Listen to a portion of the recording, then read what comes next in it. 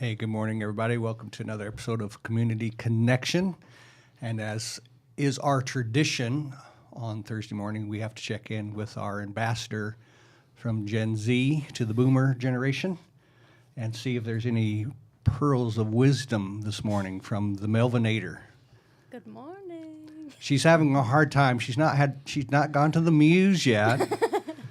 She knows there's something wise to say, but she just can't think of it. What? Okay. No, you got anything for me? Yes, I've thought of something. I was talking to a friend about this the other day, and she's on a missions team that creates videos to tell people's stories across the globe. And she was like, I get insecure sometimes that, the people I work with have all these visionary ideas, and I can't really keep up. And so something that I've learned being in a creative space in the places that I've worked is that it's good to advocate for the little quiet things. They can be just as impactful as the widespread kind of things. See, now that was pretty. I am impressed. There's some wisdom there. Thank you. That was a pearl. That was a pearl. Be okay with the little quiet things. Right, I think there's some scripture talks about he was not in the thunders, he was right. The soft, still In breeze. the soft, still breeze, yeah. The quiet things. Yeah. Thank you. You're so welcome. Anytime. We'll keep you around, Taylor, if you keep coming up with stuff like that. Good morning, Jeff. Good morning, Robin. It's always good to have you as a co-host. Claudia's out in Oklahoma City. Oklahoma at CAFO, Christian Alliance for Orphans, doing some care portal stuff. So thanks for filling in. Sure. Would you like to introduce us to our very special, most important guest? We have to butter it up, right? Because of the power dynamic here. Yes. I think he's also referred to as the MVB, The MVP. most valuable board member. Oh, So, yeah, there you all go. right. The buttering continues. Yes. So today we have Mr. Brandon Osterbind, Esquire, an attorney who operates right here in the Lynchburg area and has a firm that's serving all kinds of folks. So Brandon, welcome to our Community Connection this morning. Thank you. I'm glad to be here. And unfortunately, I left my wallet in the car, so I can't pay you. So thank you for that introduction. I don't really know what to say after that. Well, not only is he a well thought of attorney, but has been a friend of this organization and ministry for a long time. And How many years? Oh, goodness. I think I've been on the board for 9 or 10. probably at least. And I represented the organization before that, so for several years, probably 3 or 4 years before that. So it's been, 13, 14 years maybe? Yeah, at least. Do you realize that you are only the fifth board president in 60 years of ministry? I did not realize that. Yes. I'm the fifth CEO in 60 years. Wow. It talks about the not only the longevity of the organization, but kind of the steady, right? Folks have served on the board a long time, which gives a great amount of stability. It helps bring history and tradition and those kinds of things. And I remember when we recruited you, we were recruiting some young people to the board. Yes. Yeah. So I was thinking about when I was coming over here. I watched Rob Pena's Oh, yes, Community Connection, and he said, or someone said that he was the youngest He's board now the member. youngest board And I member. thought, you know what? I used to carry that title. That's right, you did. When I joined the board, it was a lot of older people. We've had a lot of turnover since then. It's a really strong board, a lot of active participation now, much more so than it used to be. And we still have a lot of really great people from that group Yes. from a decade ago who are still on the board. But I've learned a whole lot in the last decade being on the board, and now for the last, 2-3 years as the president? I've said that some of the best people I know are on that board, and you think of some of them literally have served 30 years or more. Yeah. That's just rare in a board to have that kind of commitment and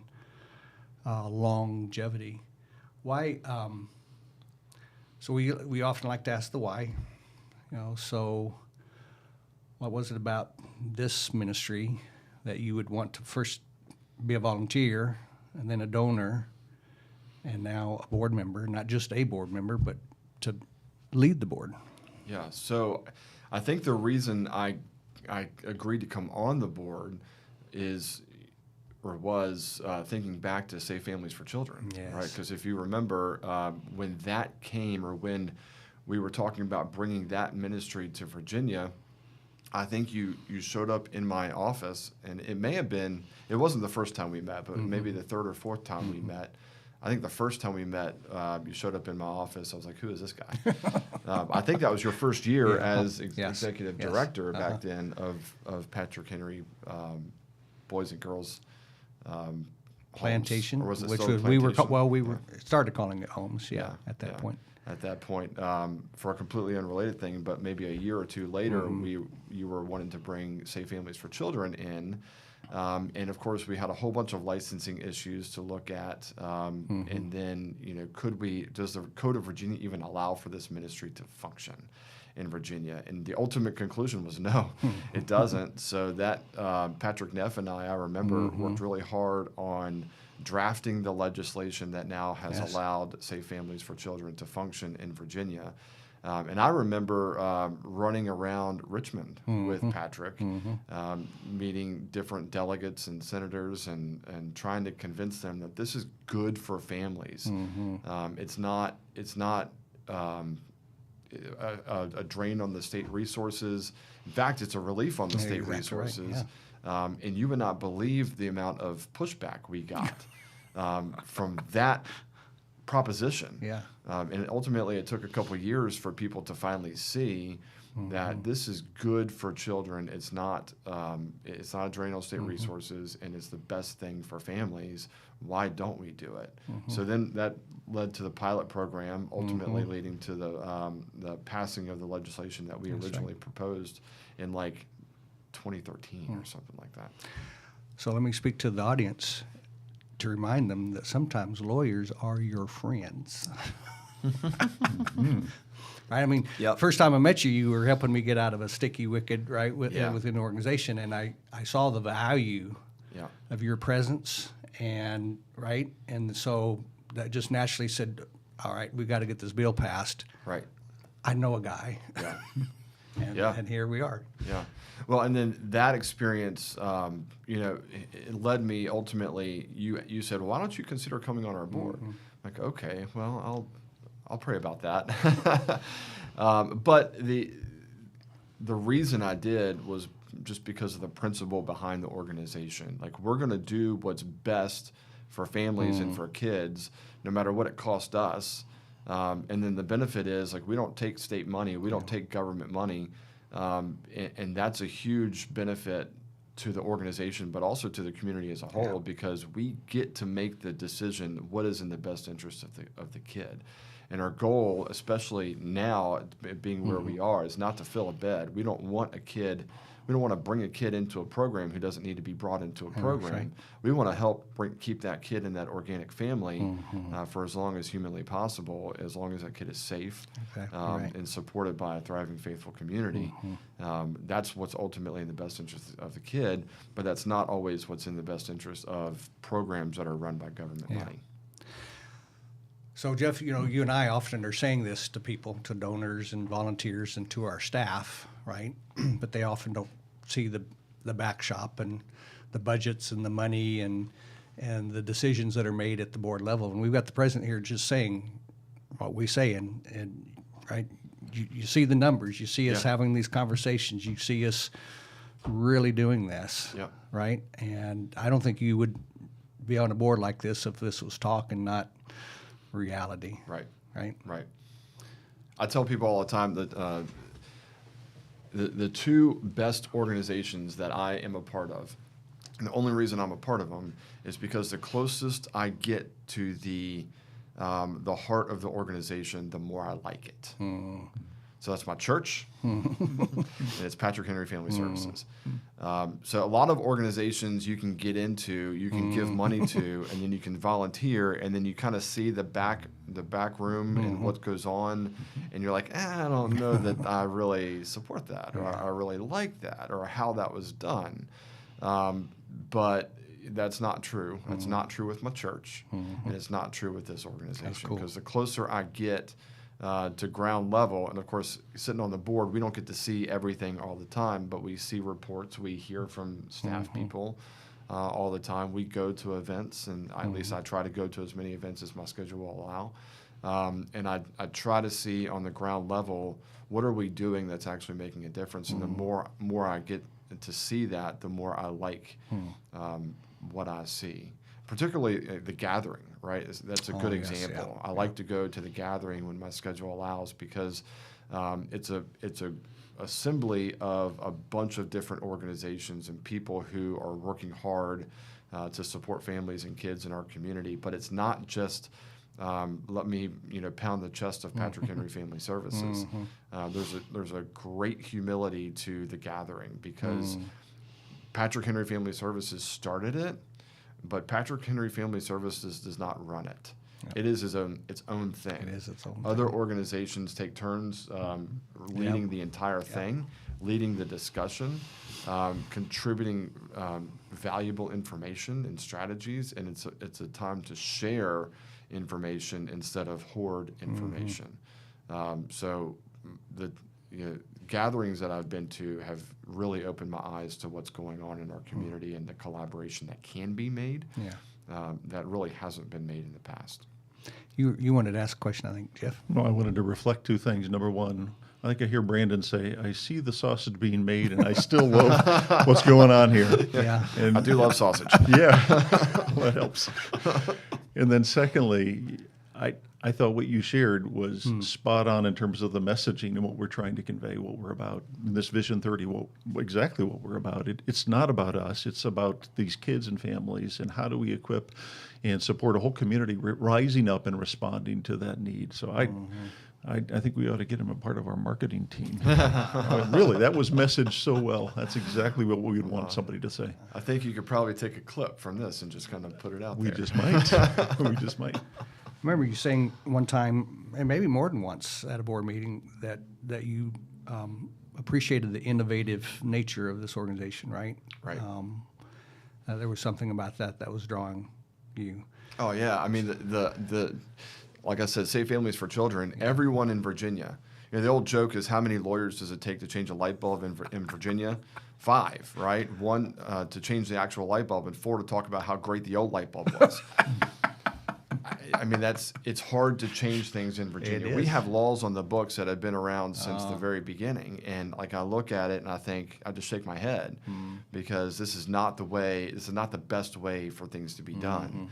And just the fact that it took us that long to convince the General Assembly to do what is right. But Patrick Henry Family Services was on the cutting edge of that. Like, this is right. We need to be able to do this, and you need to allow us to do it. We have a lot of local. I'd be remiss to say if I didn't say we had a lot of local political support. I can't think of a local politician who didn't support That's right. That's true. our Yes. endeavor. Kathy Byron was one of Yes. the tops. Yep. She took the bill that we drafted, put it through Legislative Services, and put it into the proper format.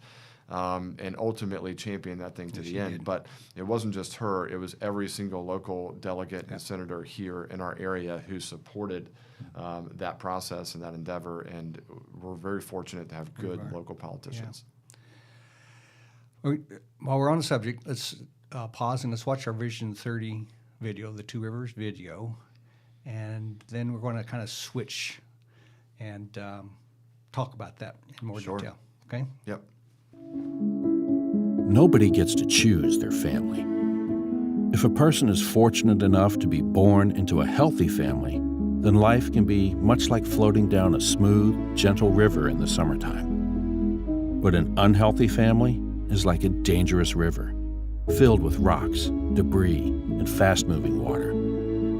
This river swiftly leads to the steep waterfall of adulthood, tragically forming a new river of dysfunction.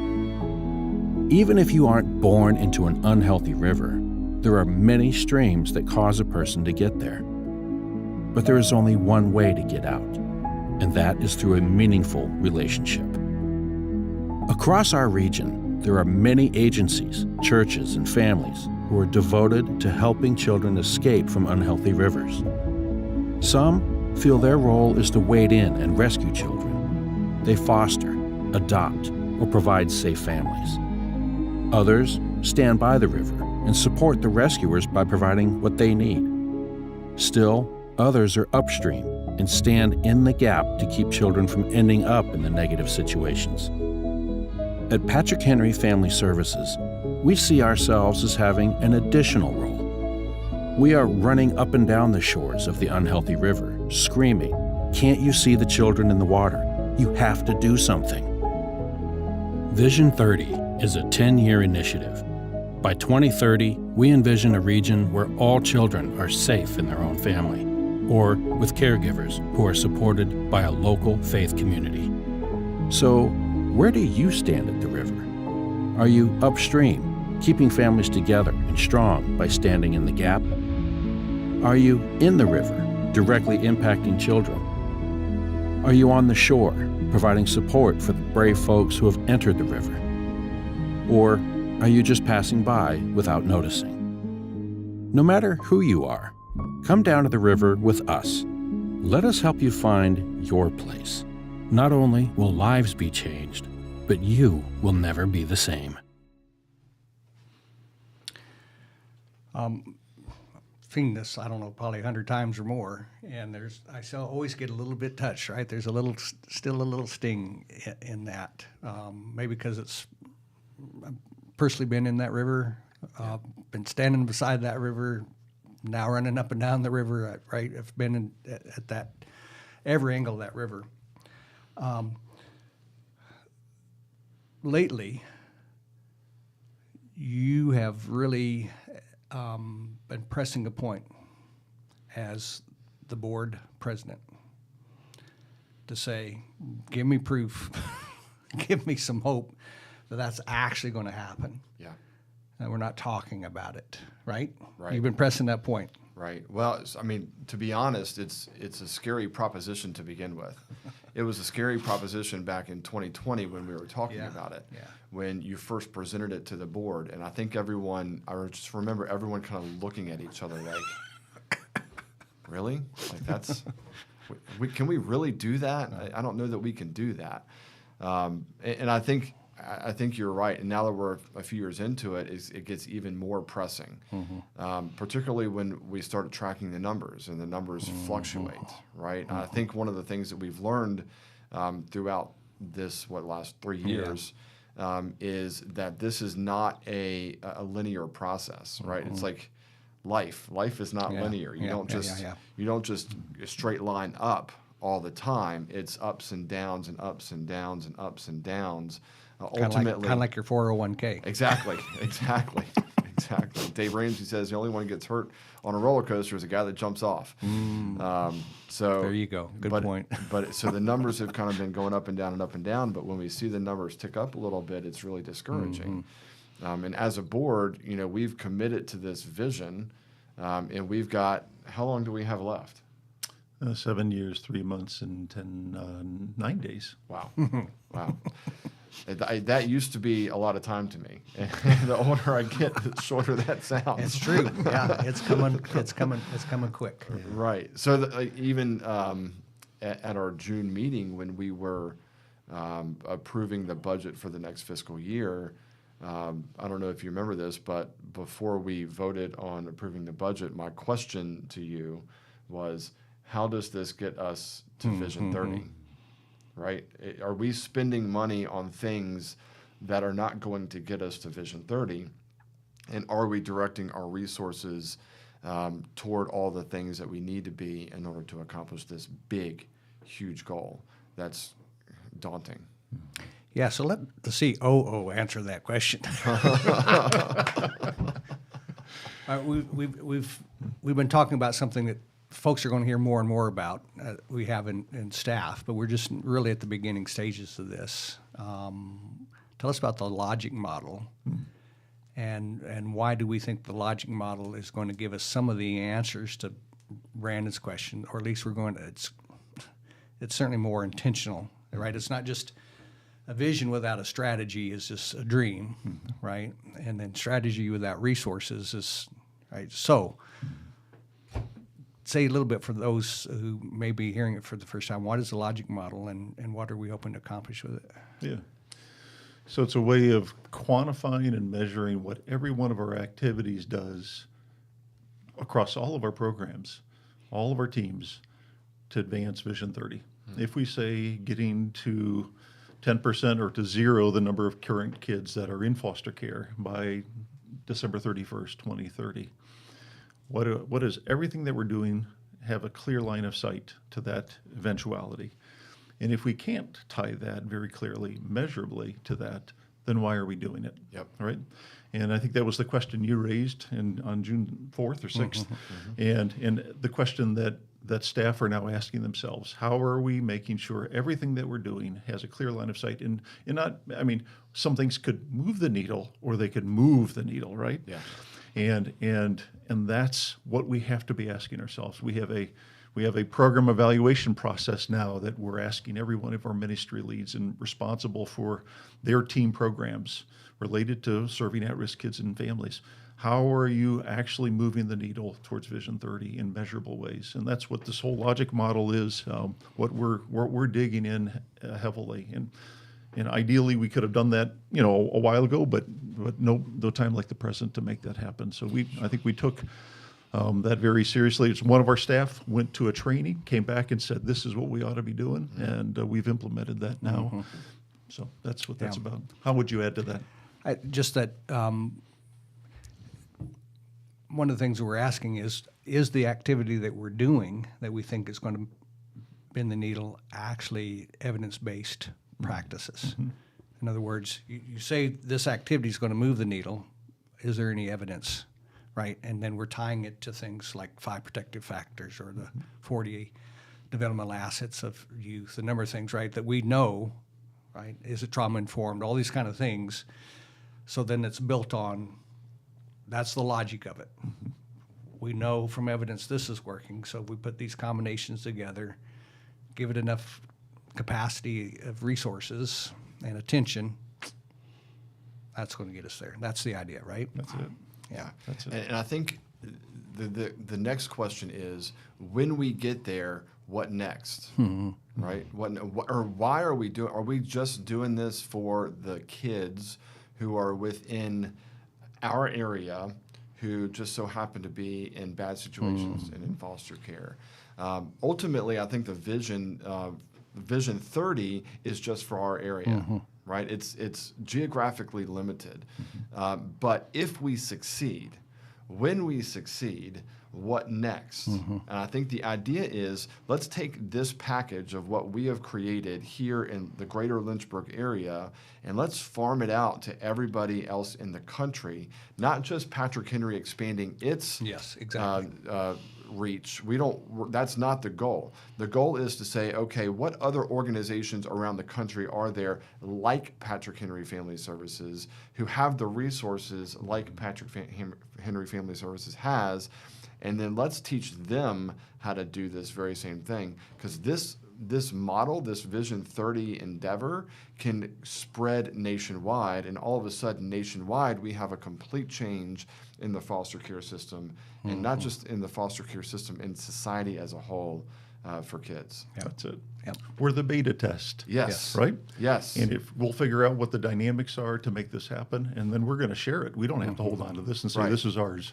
Right. Yeah. It's not ours. It's not ours. It's not, well, and we even say that in our, like, the gathering and Yeah. other event spaces where we're in.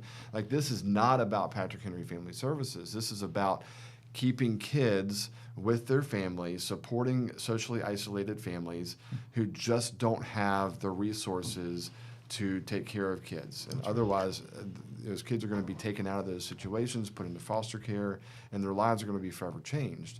And what we've learned, I think, through the course of history and scientific study is that's not the best thing for the kid. Ultimately, the best thing is for the kid to stay in that organic family. If they can't stay in that organic family, to be put into a family that is really close to that organic family. And if that's not possible, then with a permanent forever family, so that when they turn 18, they have a life projection that is going to put them on a plane to be a successful member of society. And they just need somewhere to come back to at Thanksgiving and Christmas and for a birthday. They need those phone calls. That never ends. Yeah. What we're discovering is there's also activity and resources that we have to dedicate towards this that isn't directly tied to a child or to a family. For example, right, there's no way that one organization is going to do this. It's got to take the community. But so you've got to put a lot of energy in collaboration. Right? That's staff time, that's resources to get to a gathering together, right? That activity doesn't have a direct impact. It has the long term, right? That's the goal on that. And then I think the other thing is nonprofits have got to figure out a different way of doing what they're doing, because most nonprofits are on a starvation cycle. They're barely able to make their monthly bills, and so they can only focus on one thing. It's very hard for any one organization to have a comprehensive, holistic view, and until that can happen, problems will never be solved, because everybody's just in their closet doing their little thing for that moment. And we talk about losing people in the crack, right, or in the gaps. That's what happens. Family and kids get lost in huge gaps of services because nobody's coordinating it in any large area. Right. Most nonprofits are chasing the contract. I mean, you got to have money, right? Right. What I've always loved about Patrick Henry is that we've been chasing the mission, right? Believing that the money will follow. Yeah. That God is always faithful and God's people are always faithful. Yeah. As long as we chase the mission, that other's going to come. But It's the been mission, amazing. Like every time we've had a big idea over the last decade or something big that needs to happen, the money has been there. Isn't it something? Yeah. When you look back at it, it's kind of gives you chills. I would say in the beginning, Jeff doesn't like me saying this because it makes him really nervous. But the philosophy is commitment precedes resources. Yeah. Yeah. You make the commitment. We're going to do this because it's the right thing. Right. But how are we going to? Yeah. That's his job. And he does a great job at that. He needs to ask those questions. But that's kind of what I'm talking about, the nonprofits, right? We've got to change our perspective. In other words, we got to operate on faith. Right. Right. Right? If you need big things to happen, then you got to have faith that a big God can make things happen that we alone cannot have happen on our own. Right. But it's not just limited to nonprofits, right? I mean, it's people. We need people. We've said for a long time that we're volunteer driven, professionally supported. Yep. Right? Like we can provide resources, but ultimately the people have to be on the ground to make a difference, that meaningful relationship in people's lives. Yeah. It can't just be staff of Patrick Henry Family Services or staff of Parkview Mission or any other nonprofit organization that's doing great work. It can't just be the staff of those organizations. It's got to be people who are coming out to volunteer. And in that vein, our churches need to step it up. Yes, they do. Our churches need to change their perspective on how they actually make a difference in our community and in the lives of real people who are struggling and they're socially isolated. I was watching a video of Dave Ramsey taking phone calls. You know, he takes phone calls on his video or his radio show, and a lady was telling him that she's getting foreclosed on her house, and she was in tears. She was distraught. 4 kids. Her husband had died in a car accident 3 years before. I think it was, or not a car accident, falling through a skylight in a roof. He was working. So there's workers' compensation payments that were coming, but the workers' compensation company turned off her benefits and tried to stop it, and they lost, and she ultimately got her benefits back. But in the process, she got about 6 months behind on her mortgage, and the mortgage company was foreclosing on her house. And as I was listening to it, you know, Dave's asking her questions like, you know, how much do you owe? What's the equity? You know, do you have any family? No. Do you have a community? No. Are you in a church? No. Right? I mean, just think about if she had family, if she had a community, if she had a church, she wouldn't be calling Dave Ramsey in tears because of $3,000. Wow. Really, $3,000 solves the problem that's sending her off the deep end in that very moment. And that, to us, that's just a little bit of money, right? Like, but to a lot of people, that's a ton of money. It's an insurmountable mountain they just can't climb. But what struck me was not that it was just $3,000, but what struck me was that she had zero community around her. That's a perfect example of what we're talking about. Yeah. So the solution, and I thought that Dave's solution was perfect. He said, we're going to get you, we're going to put you in contact with a local church. There you go. We're going to get you a financial counselor who's going to deal with the bank, and you're not getting foreclosed on. He said, 100% guarantee you're not getting foreclosed on. And we're going to put people in your life who are going to help you. That's the difference. That is, and that's what we're. So it is a community, but it's a whole bunch of individuals who are saying, this is going to be part of my lifestyle. Yeah. And my regular decisions that I'm. Yeah. Right. I'm called to this. It's not the nonprofit's job. Right. It's not the government's job. Right. They're part of it. It's my job. It's my responsibility. Right. I can't believe we're already out of time, Mr. President. But thank you. Yeah. Thank you for your leadership. Thank you for the tough questions, right? That's what Sure. we need from the president. Keep Sure. just a little bit of the pressure there on us to make sure we're staying on track. Yeah. And Well, you can keep the butter coming too. all right. Well, thank And I'll you, pay you Serge. later. Thank you. Thank you much. Hey, hope you enjoyed this conversation. I did. And hope to see you next Thursday on Community Connection. When I think about Hope for Tomorrow counseling, I think about a place where people can come from any walk of life, any part of the community. It's a counseling center that provides hope for families, for individuals, for children. We are focused on clinical mental health, and we are planning on serving children and families so that children stay safe and families are strong. We just meet people with a variety of needs. We strive to, make them know that we have a safe place for them to come to talk about whatever they need to talk about, have their needs met, and if we can do everything for them, then we make sure that we're connecting them to the places and people that they need. For someone who might come in and see me, and I guess a majority of our counselors, it's going to be for that new person an opportunity to really learn about what that counseling process is like what can you expect? What is my role as the counselor and what is your role as the client? You're starting a journey that's very new, and so we want to be very welcoming, very understanding, and meet people where they're at. I want people to walk in the door and to feel like this is a safe place. This is a place where I'm gonna be heard. It's a dialogue, it's a conversation, kind of what things are they looking for in counseling too. There's nothing to be afraid of, but you're not going to see anybody until you see your counselor come out to greet you for the first time. You come to Hope for Tomorrow counseling, but there are so many things that we have direct connections to, so that if we aren't able to maybe meet the need directly with Hope for Tomorrow counseling, we have like our care team, or we have like our camps team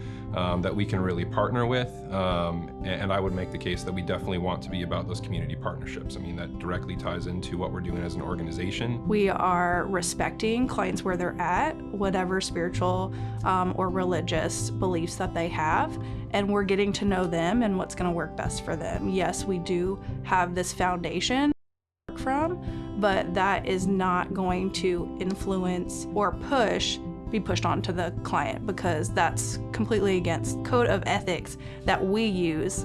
And so we're still working ethically, so that if a client wants to incorporate Christianity, we are here to do that. If they don't, then we absolutely respect that. We're trauma informed, meaning that we're constantly retraining and getting more expertise in how to help with the trauma that people face. In some ways, it's a mutual relationship. And just like any mutual relationship, there are different things that each individual are going to bring to that relationship. And so the counselor has a responsibility of walking the individual through the process of healing, of hope, of maybe drawing connections to some things they haven't seen before. Counselors are very active in collaborating with their clients on what their goals are. So from the very beginning, we're talking about why are you here, what brings you here, and what are your goals? What do you want to gain from this experience, and how can I help you do that? We help them with, getting comfortable with just settling down, just have conversation. We have comfortable offices that have nice couches and people can relax. I'm all in on the vision. When I first interviewed and came here, that's where I wanted to be. My wife and I have the opportunity to adopt our daughter at birth. We got a foster son, and so the things that Patrick Henry and Hope for Tomorrow Counseling are about, coming alongside those families to provide the hope, healing, and restoration, that's where I want to be and what I want to be doing. We carry out that mission in the way that we serve every child, every adult, every parent, every family, every marriage. That amazing quality is one of the biggest things that drew me as a counselor to Hope for Tomorrow. We've created a space for not only us to be vulnerable with one another, but to really meet clients where they are. We offer opportunities for clients and individuals to really get help where so many other places create so many barriers to that. When it comes down to the end of the day, are we making a decision that's going to promote the wellness of our clients, or is it going to harm? Because we never want to harm. We absolutely want to promote wellness in every action that we do. And so that kind of myriads all of our programs together, is that compassion is the key to a successful journey in counseling.